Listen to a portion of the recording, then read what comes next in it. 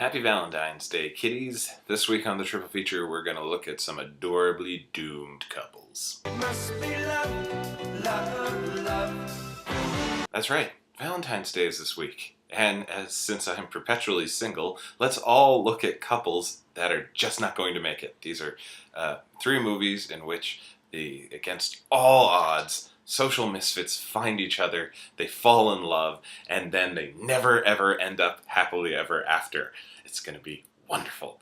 So we're going to go in order of increasing hopefulness, although you could easily reverse the order and make it more and more doomed, depending on the way you feel this week or any other week. It just, feel free to experiment. I'll give you the movies, I'll give you the order I think you should do them in, and then you go nuts. So, our menu is going to include Leaving Las Vegas, Harold and Maude, and Oscar and Lucinda. Leaving Las Vegas, one of the unequivocally good Nicolas Cage movies. And by good, I mean he is just completely on point with all of his crazy acting choices, playing Ben Sanderson, a man who has decided to drink himself to death. For the naming convention, I almost want to call this movie Ben and Sera, for the Harold and Maude and the Oscar and Lucinda thing. Sera is played by an equally capable Elizabeth Shue, is a prostitute in Las Vegas, and through random happenstance, they meet each other, and because they're on a very weird, definite downward spiral for Ben, but kind of a trying to decide what direction her spiral is going to go in for Sera, they sort of find kindred spirits and fall in love. And for a while, it's just really nice because they do Michael Figgis, the director, and I want to say also writer, does a good job of setting up how Ben and Sera's, we'll go with idiosyncrasies, with their life choices, have made them social pariahs. Ben, with his drinking, you see him in the beginning just losing every friend that he has, and then just not even being able to talk to even bartenders after a while. And Sera just perpetually being, well employed in Las Vegas, but socially shunned by every single person that she meets, which is just terrible because, dude, it's Elizabeth Shue. Look at her. She's delightful. It's amazing. So when they find each other and they fall in love, they're sort of both ignoring how, their life choices are going to make it impossible for them to actually stay together. Which, about, spoiler alert, halfway through the movie, they're breaking up and, trying to, figure out their own shit and coming back together.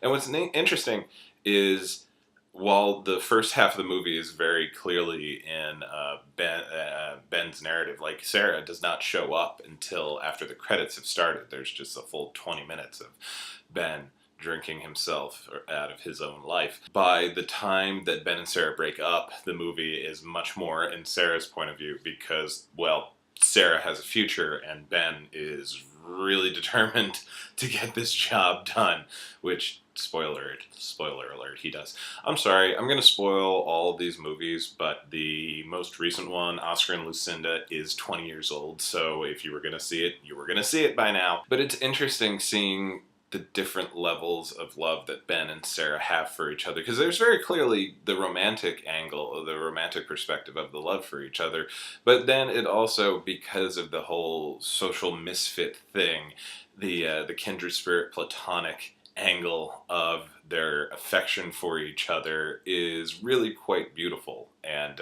reassuring, and that, I think that more than anything else, brings them back together for their final scene, more than whether or not they were romantically in love with each other. They don't want to be alone for at least one more night, and they can do that for each other, and it's really just beautiful. As a side note, you could also just do a really good throwaway Nick Cage triple feature, which, despite having done several about him, I've never done this one, which would be Bad Things Happen when Nicolas Cage goes to Las Vegas, with Leaving Las Vegas, Honeymoon in Vegas, and Con Air. So I don't know if I'll ever do a video for that one, but keep that in the back of your mind if you need an escape valve while watching Leaving Las Vegas. Next up, we have Hal Ashby's romantic black comedy, Harold and Maude.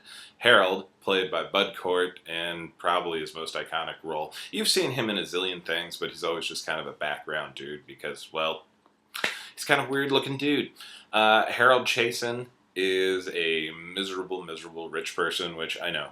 My heart bleeds too. He is just dissatisfied with everything. This is sort of late 60s, early 70s, and so he is the embodiment of the bored, disinterested teenager. Think Ben from The Graduate, Dustin Hoffman's character. He seemingly has like 3 hobbies that he likes to do. He likes to go to funerals, he likes to watch buildings be destroyed, and he likes to fake his own suicides for his mother's terror.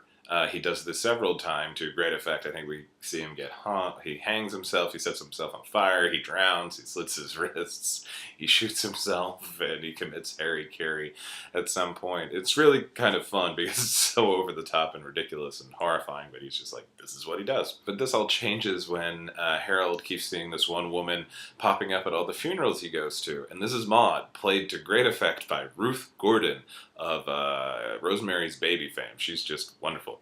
And Maude is a manic pixie dream girl in her 60s, which adds like a whole nother level of fun to it because she is just in love with life, trying to do everything that she can to get the most out of it, and just does whatever she wants. She's perpetually stealing cars, she's borrowing things without giving them back, she's experimenting with different aromas and scents and doing art and learning music, and she gets Harold, not necessarily to come out of his shell, but to actually, embrace life. Because that's the thing that I like. Harold never really changes who he is personality-wise, but he does embrace more of the doing of things, and that life may be worth living. And they fall in love, because Harold has never met anybody that's like this at all, and Ruth just loves everyone. That's one of the sadder things about it from Harold's end, other than, Maude committing suicide before the end of the movie, because she's just, I'm here, I'm done, I've done everything I wanted to do, it's time to move on. And it's, for her, it's really, really healthy and kind of interesting. And it's even more interesting when you look at it from Harold's point of view, because he has been pretending to kill himself this whole time, and now that he has found love, the woman that he loves is actually killing herself. So it's just a gigantic 2x4 of irony being slapped into his face. But it's a pretty delightful little movie. It's definitely weird. You have like some random kind of half-hearted anti-war sentiments thrown in there just because it was, the late 60s, early 70s, so you had to do all of that. You have a really great soundtrack by Cat Stevens throughout the whole thing that's just perpetually uplifting the grim subject matter, or, the pseudo-grim subject matter, because Harold is not killing himself, he's just kind of miserable all the time and quiet. And then it's just, like at the end of the movie, though Maude has killed herself, there is enough of a hopefulness to the end where Harold is sad, but he's got his head screwed on a lot better, which was not the point of Maude killing herself. That's what's great, is that Maude is Maude, Harold is Harold. Maude does all the things that she wants to do because she wants to do them. She does not exist to make Harold better. Like, you can look at it very easily, even though Harold is the main focus of the movie, you can look at it very easily that Harold is just another episode in Maude's life, as opposed to most other ones, whether it's like Garden State or Breakfast at Tiffany's or 500 Days of Summer, where it's like, oh, this woman exists just for this guy, and hooray that she finally showed up to show him what life is worth living. No, Maude is doing Maude. Harold is along for the ride for a little while. But by the end of the movie, Harold is wandering off into the sunset with his banjo and his Cat Stevens music. And, even though I say it's 50-50, that he's actually learned what he needs to learn about life and is going to, not necessarily be productive, but be, somebody that does things, it's iffy. You never know. Teenage white men, they could just as easily forget all the lessons that people have been trying to tell them. Finally, we have Oscar and Lucinda, starring Ralph Fiennes as red-haired Oscar and Cate Blanchett in what I believe is her feature film debut as Lucinda. And they are two very different people. Lucinda is is an heiress who buys a glass factory. Oscar is studying to be an Anglican priest, but they have one major thing in common. They are degenerate gambling addicts. They love gambling. Like, all they want to do all day long is just gamble, play cards, bet on everything. And it's fun because as their relationship grows, they just start betting on everything. And as my old friend Lisa Bell pointed out, one of the sexiest scenes in all film is the look that Ralph Fiennes and Cate Blanchett give each other right before they do this bet to see who can mop the floor the quickest. And it's really intense, which is a great little microcosm of the movie because it's set, I want to say, like turn of the 19th century or turn of the 20th century, where it's like things are still kind of, repressed, and so we're getting more of their emotions through, actions that aren't specifically romantic actions, but like a friendship that keeps getting deeper and deeper until they are in love with each other. Unfortunately, things just don't work out, which is a shame because, guys, they're just gorgeous in this movie, and especially in the scenes they have together.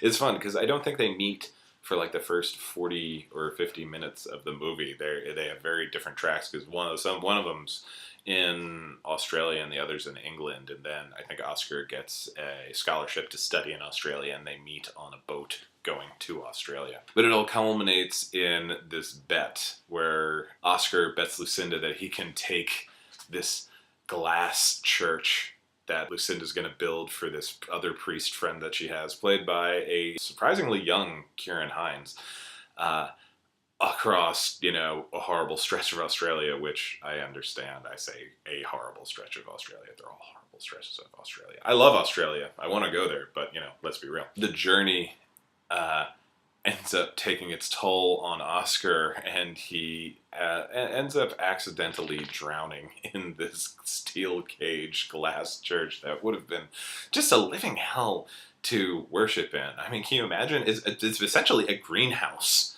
that you would go and spend an hour of your time every week, praising God and trying not to die of heat exhaustion.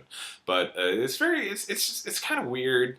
Like, by the time the whole thing is happening, Oscar is drowning, and you're just kind of looking at it like there had to have been a way to get out of this.